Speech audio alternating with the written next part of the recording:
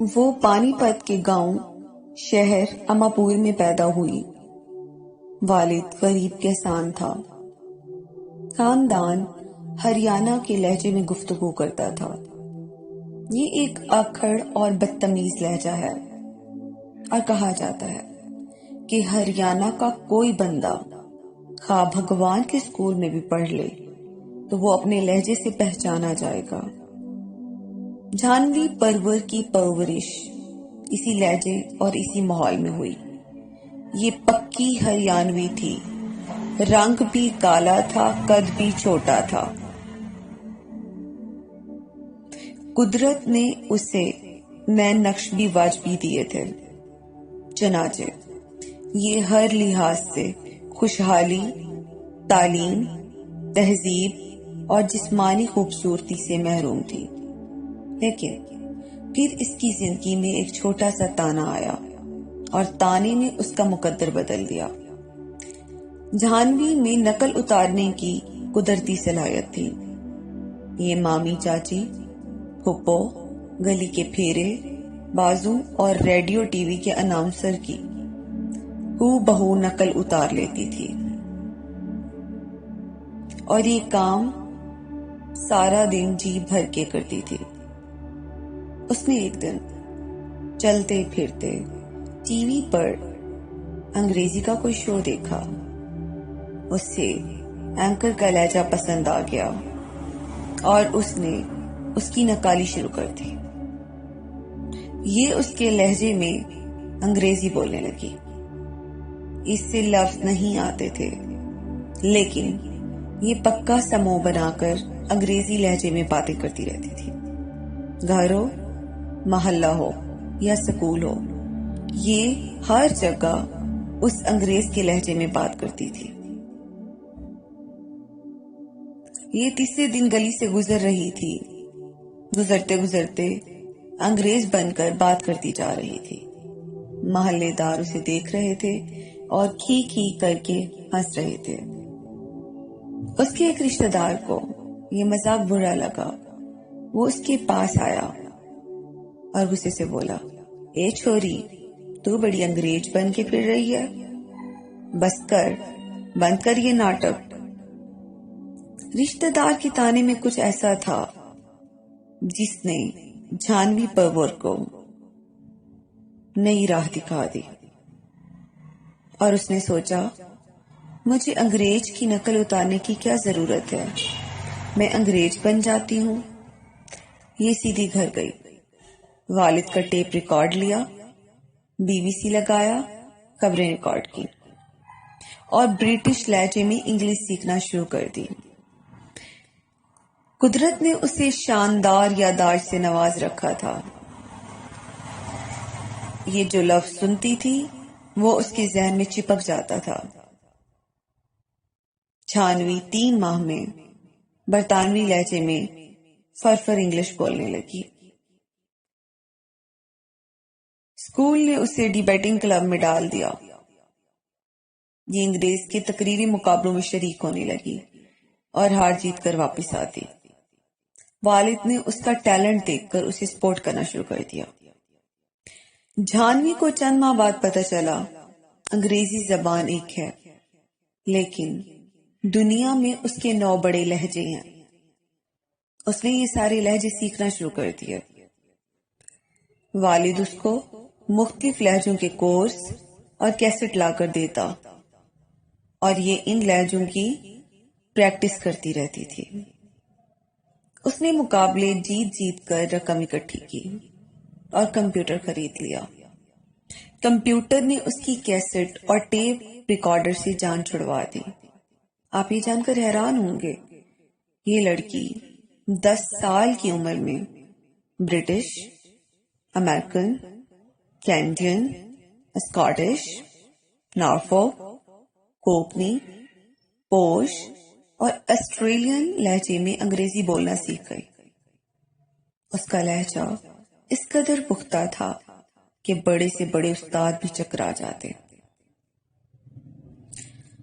یہ حیران کن صلاحیت تھی، چنانچہ یہ بڑی تیزی سے پورے بھارت میں مشہور ہوتی چلی گئی۔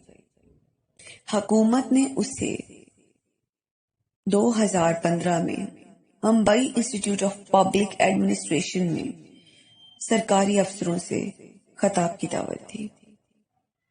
اس کی عمر اس وقت صرف 12 سال تھی اور یہ خطاب انسٹیٹیوٹ کی ہسٹری میں افسروں سے خطاب کرنے والی پہلی بچی تھی. جھانوی نے مختلف لہجوں میں تقریر کر کے تمام بیوروکریٹس کو حیران کر دیا. حکومت نے اس کے بعد اسے انسٹیٹیوٹ کا مستقل اسپیکر بنا دیا. یہ سال میں درجن مرتبہ انسٹیٹیوٹ جاتی ہے اور نئے اور پرانے بیوروکریٹس کو اچھی انگریزی بولنے اور سمجھنے کی ٹریننگ دیتی ہے. یہ صرف یہاں تک محدود نہ رہی بلکہ اس کے بعد اس نے فرینچ، اسپینش اور جاپانی زبان بھی سیکھ لی. یہ تینوں زبانیں بھی روانی سے بول لیتی ہے. اس کی عمر اس وقت 18 سال ہے. اس وقت یہ بھارت میں ونڈر گرل آف انڈیا کہلاتی ہے. اسے ٹی وی شوز میں بلایا جاتا ہے. یہ اکیڈمیز، انسٹیٹیوٹس اور ڈومیسٹک پلیٹ فارمز پر تقریریں کرتی ہے اور یہ بچپن میں ہی خوشحال ہو چکی ہے. مجھے یوٹیوب پر اس کی چند تقریریں سننے کا اتفاق ہوا. اس کی ہر تقریر کے کروڑوں ویوز تھے. اس نے ہر تقریر میں تانے مارنے والوں کو اپنا محسن قرار دیا. اس کا کہنا تھا یہ تمام لوگ میرے ہیلپر تھے. یہ لوگ اگر میری زندگی میں نہ آتے تو میں ہریانہ میں گمنام زندگی گزار رہی ہوتی. یہ وہ لوگ تھے جو مجھے تانے مارتے رہے اور میں ان کے تانوں کے کندھوں پر چڑھ کر آگے بڑھتی رہی.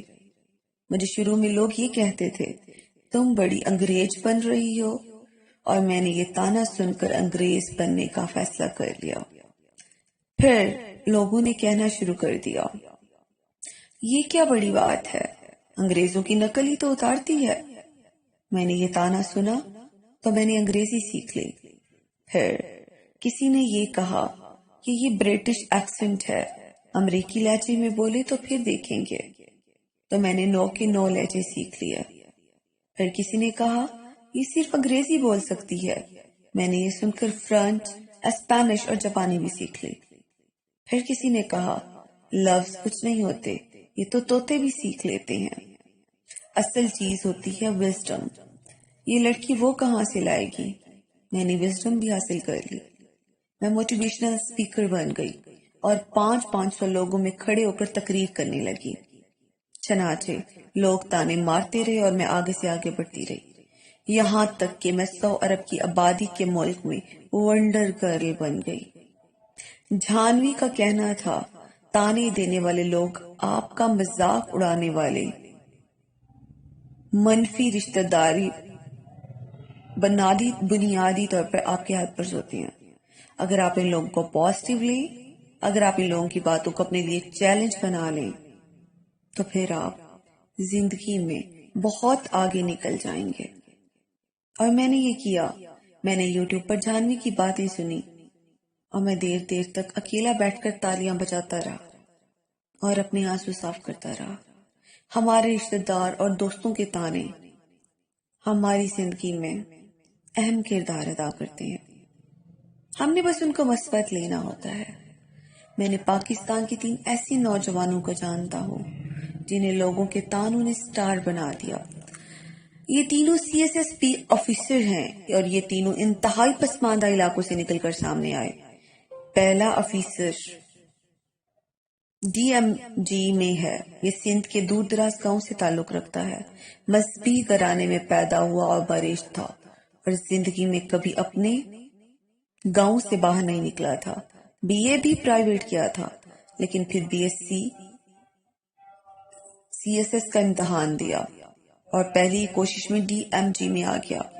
میں نے اس سے کامیابی کی وجہ پوچھی تو اس نے مجھے چھوٹا سا ٹوٹا ہوا ریڈیو دکھایا.